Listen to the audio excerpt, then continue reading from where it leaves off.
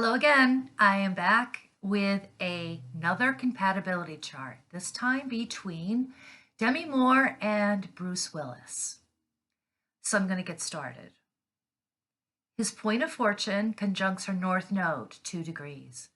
The point of fortune looks like a circle with a cross in the middle. And since it's conjuncting her north node, this has to do with karma and also past life connection, because his moon conjuncts her south node at 0 degrees. That's the tightest orb that you can get. Also, her vertex conjuncts his ascendant by 1 degree, and his vertex conjuncts her ascendant by 1 degree. So this is a double whammy. And again, this indicates fate and an intense attraction. Her Sappho, Amor, and Fantasia conjuncts his sun, Eros, and descendant, and his vertex, all within 3 degrees. This is a very strong indication, again, of fate and love, and Sappho has to do with highbrow eroticism and attraction. Amor has to do with love, and Fantasia has to do with fantasy. And it's conjuncting his sun, which is a very important luminary in a compatibility chart, and his Eros and his descendant. The descendant, a very important angle as well in a compatibility chart. So she brought him eroticism and love and fantasy, which is, the fantasy part is self-explanatory, really, because they're both movie stars and they were in the entertainment industry, and that has to do with fantasy. Now, her Fides conjuncts his Venus, 0 degrees, and that has to do with devotion and being trustworthy, and it's conjuncting his Venus, which is a love planet, and it's at 0 degrees. Her Bride asteroid conjuncts his moon, 1 degree. To me, this is fate as well. Whatever conjuncts your moon from the other person, you will receive that, and it will be strong, because the moon is another very important luminary in a compatibility chart. And bride is self-explanatory. So there was a wedding, and it was fated. His Juno, that has to do with wedding, and his Alma, that has to do with love, conjuncts her Venus, the love planet, 2 degrees, and it also conjuncts her sun. So this union between the two of them was, like I've said, a fated bond. The interesting part in this compatibility chart is that his Isis conjuncts her Osiris, 0 degrees, and this is indication of a soulmate connection. But there's another story between Isis and Osiris, because in Greek mythology, Osiris was chopped into 13 pieces by his brother, and Osiris gets resurrected by Isis. And so this indicates to me a very strong energy of transformation. So in a way, she became broken, and the marriage dissolved, and she was just, I mean, not literally chopped into 13 pieces, but as time went on, she was transformed, and he helped her to overcome the brokenness that happened with her within the relationship as well as her private life.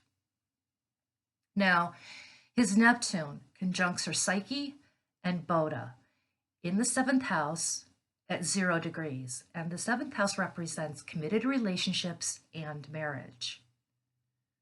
Psyche has to do with love, passion, and soul. But since his Neptune is conjuncting her Psyche, this means that there was an illusion or fogginess about the marriage and looking through it through rose-colored glasses, because his sun and his Neptune conjuncts, her sun and Neptune conjuncts his union by 1 degree. And union, self-explanatory, and it has to do with committed relationships. So on both sides, there was this illusion, looking at the relationship within the marriage through rose-colored glasses, and there was illusions and possible deception, which I will get to. But I think that they thought that the marriage was going to be something different than it actually turned out to be. His Mars and Nessus conjuncts her moon 2 degrees. Mars conjuncting moon, there's a very strong connection there. But Nessus is there as well, and Nessus has to do with abuse. So in this case, this indicates that he was emotionally abusive towards her, and it had to do with the career and the home and the family, which I will get to as well. I have to run through this systematically, but it all comes together when you're doing a compatibility chart. It all comes together at the very end. The picture reveals itself. It's like putting pieces into a puzzle. Now her Jupiter and Lacrimosa conjuncts his Mercury 0 degrees, and Jupiter, the largest planet in the solar system, magnifies whatever it touches, and it's conjuncting her Lacrimosa, and that has to do with tears and crying.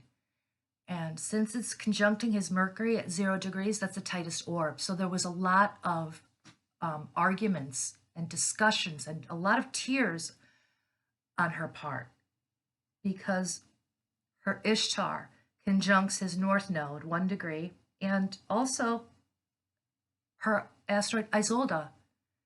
Isolde has to do with a love triangle. I've talked about Tristan and Isolde before, but this is very interesting to me because whatever planet or asteroid conjuncts your North Node from the other person, that will be the theme of the relationship for you. So Ishtar has to do with blow-ups and arguments. And since the North Node is in the 4th house, this has to do with the home and the family. So he wanted her to stay home and raise the children, and she was at the height of her career, I believe. But Isolde here is very interesting to me because, like I said, that has to do with a love triangle. Now, also, in the compatibility chart between Emma and Bruce, her Isolde conjuncts his North Node. So we have Emma, Demi, and Bruce. There is the love triangle. Very interesting. And they're all together now in a blended family. And there's love between all of them, the Demi and Bruce and Emma. And it's just, I was like shocked when I saw this because it's there conjuncting the North Node on both women's part, the Isolde asteroid. Now, his Jupiter opposes her Eurydice, 2 degrees. And Jupiter, largest planet in the solar system, like I've said, magnifies whatever it touches. And Eurydice has to do with nostalgia and clinging to the past, holding on to yesterday. So this indicates to me a back and forth energy where I think she had a lot of regrets, and she is holding on to the past in some way, and there's a lot of nostalgia involved in the interaction that she has with Bruce. Okay, moving forward. His Dolores conjuncts her Lilith, 2 degrees. Dolores has to do with pain and suffering, and Lilith has to do with raw sexuality. It's at 2 degrees. This has to do with the ending of intimacy between 2 people. No sex. I've seen this before. Also, her Pholus conjuncts his Venus and Swindle, 2 degrees. So there's an explosion here. Pholus explodes the energies it touches, or the energies from the planets or asteroids that it touches. And so there was this huge love that he felt for her, but there's also swindle there. And swindle has to do with fraudulent behavior. It can also mean cheating. And I'm pretty sure at one point she thought that maybe he had cheated on her.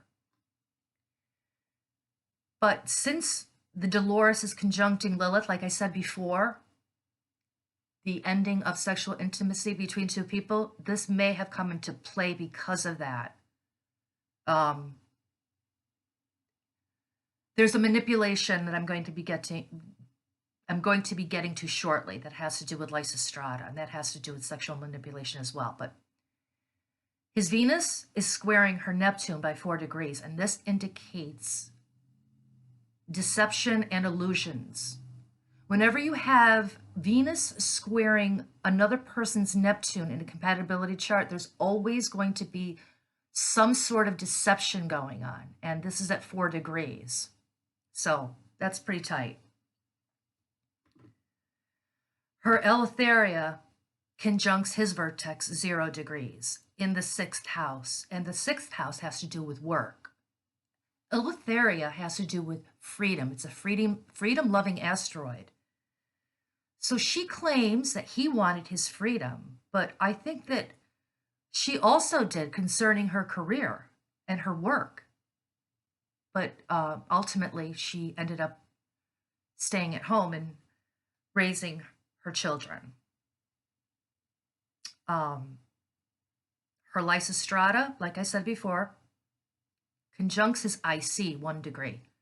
The IC opposes the midheaven, and it's on the cusp of the 4th house, which rules the home and the family.